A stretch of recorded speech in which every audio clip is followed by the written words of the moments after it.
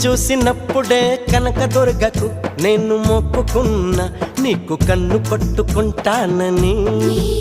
నిన్ను కౌగిలించుకుంటానని నిన్ను కొలిసినప్పుడే సాయిబాబాకు నేను మొక్కుకున్నా నీతో సంధి చేసుకుంటానని నీతో సందులోకి వస్తానని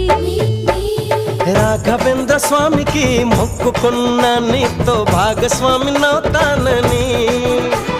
మూడు కళ్ళ శివునికి మొక్కుకున్నా నీతో 3 రాత్రులవ్వాలని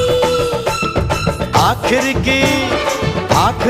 నీకే మొక్కుకున్నా నీ నౌకరుగా ఉంటానని